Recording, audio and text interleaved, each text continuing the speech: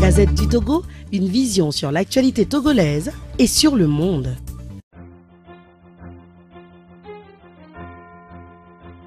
Monsieur, bonjour. La coalition des forces démocratiques CAP 2015, groupe des 6, le PNP, Santé du peuple de CAR, vous remercie d'avoir fait le déplacement aussi nombreux pour assister à cette conférence de presse que nous organisons dans le cadre, tenez-vous bien, du 25e anniversaire du vote massif des Togolais pour adopter leur constitution en 1992. Effectivement, il y a 25 ans, jour pour jour, les Togolais ont posé ce acte historique. Il n'y en a pas eu par le passé et jusqu'à ce jour, nous pensons que c'est très important. C'est pour ça que nous avons souhaité avoir cet entretien avec les journalistes pour informer les populations sur pourquoi il convient que cette constitution soit amenée, car c'est le choix du peuple. Donc, dans un premier temps, nous allons procéder à la lecture de la déclaration liminaire et on recevra, comme d'habitude, des fournées de questions auxquelles nos premiers responsables répondront. Vous verrez que tout le monde n'est pas là, comme d'habitude, parce qu'une bonne moitié a pris la route pour aller pacifier le cœur, pour aller saluer ceux qui sont blessés et présenter les condoléances à ceux qui ont été sauvagement assassinés par leurs propres frères, habillés en tenue militaire. Les gens ont l'impression que quand on est en tenue militaire, on cesse d'être Togolais, donc on peut massacrer les autres. L'histoire retient tout ça et l'histoire du Togo s'écrit.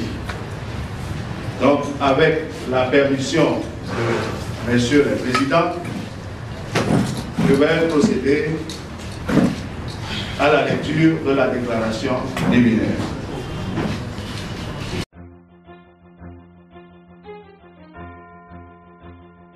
Liminaire, 27 septembre 1992, 27 septembre 2017. Cela fait exactement 25 ans, jour pour jour, que les Togolais ont adopté lors du référendum historique la constitution de la 4e République avec une écrasante majorité de près de 98% des suffrages exprimés, avec un taux de participation inédit de plus de 74%. À travers ce plébiscite, les Togolais pensaient avoir définitivement tourné la page de la dictature, du monolithisme, de la prévarication et de l'état de non-droit qui sévissait alors sur la terre de nos aïeux depuis plus d'un quart de siècle. Cette unanimité nationale autour du projet de constitution n'était pas le fait du hasard. Le texte soumis aux Togolais s'était attaché à refléter fidèlement les grandes orientations définies par la Conférence nationale souveraine pour la fondation d'une nouvelle société togolaise réellement démocratique, respectueuse des droits de l'homme, de l'état de droit et de la bonne gouvernance. La constitution originelle adoptée par le peuple togolais souverain le 27 septembre 1992 et promulguée le 14 octobre 1992 avait été conçue pour répondre à une triple préoccupation. 1. Restaurer l'unité et la cohésion nationale, fortement mise à mal par 25 ans de tribalisme et d'ethnicisme érigés en méthode de gouvernement. 2. Rompre définitivement avec l'exercice dictatorial et oligarchique du pouvoir d'État, concentré entre les mains d'un seul individu ou d'un seul clan, qui tient la grande majorité des Togolais en situation d'esclaves. 3. Engager irréversiblement le Togo sur la voie de la démocratie, de l'état de droit, de la bonne gouvernance et du développement. La conception de la Constitution originelle de 1992 n'a pas été une œuvre solitaire, émanant d'une seule personne ou d'un groupe monolithique. Elle a été le fruit d'une réflexion collective menée dans un cadre multidisciplinaire, regroupant des représentants des différentes composantes de la société togolaise.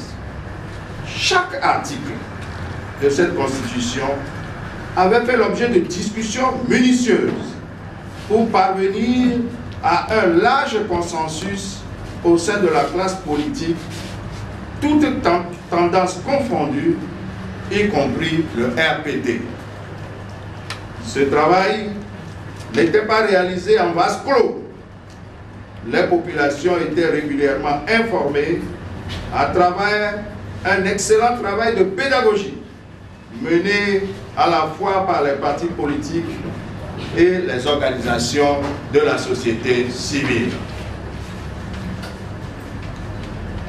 Les dispositions pertinentes contenues dans la Constitution originelle de 1992 portant sur la limitation du nombre de mandats que peut exercer un président, la durée des mandats, le mode de scrutin uninominal à 2 tours pour l'élection du président de la République et des députés, les modalités de désignation et les prérogatives du Premier ministre, la composition de la Cour constitutionnelle étaient non seulement des garde-fous prévus par le législateur afin de prévenir toute résurgence autocratique, mais aussi et surtout pour permettre à notre pays de connaître une vie démocratique normale.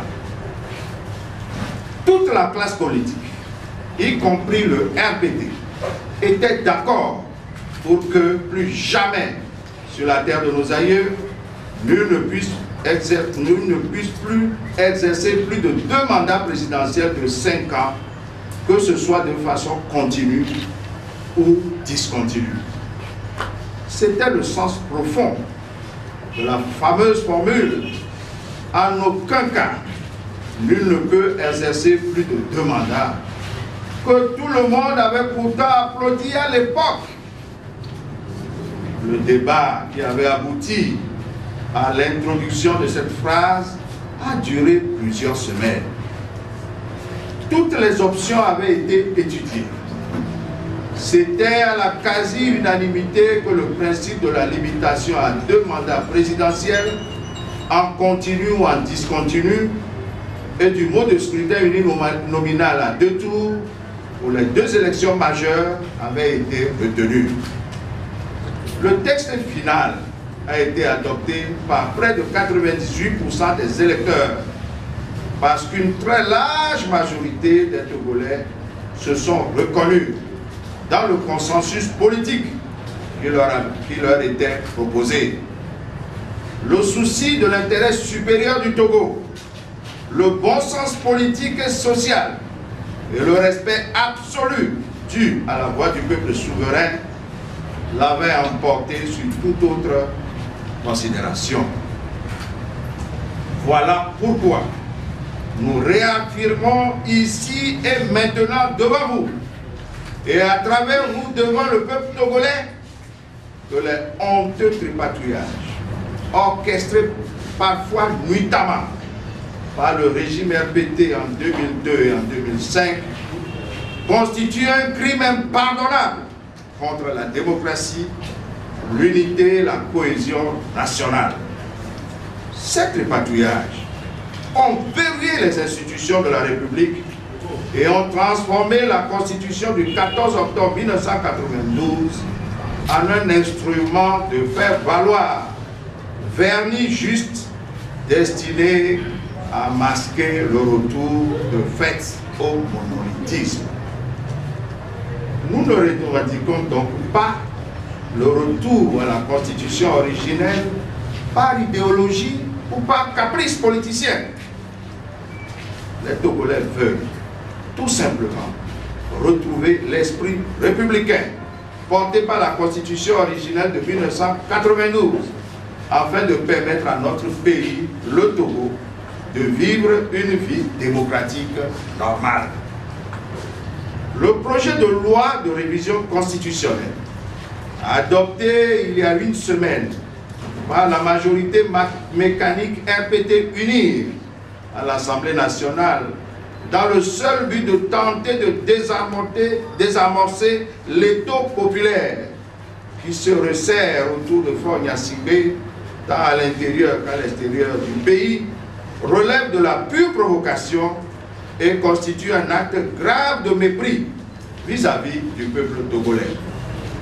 Ce projet ressuscite une option qui avait été rejetée par tout le monde en 1992 parce qu'elle était une façon déguisée d'instaurer une présidence à vie au profit d'un clan qui gouverne notre pays depuis plus d'un demi-siècle.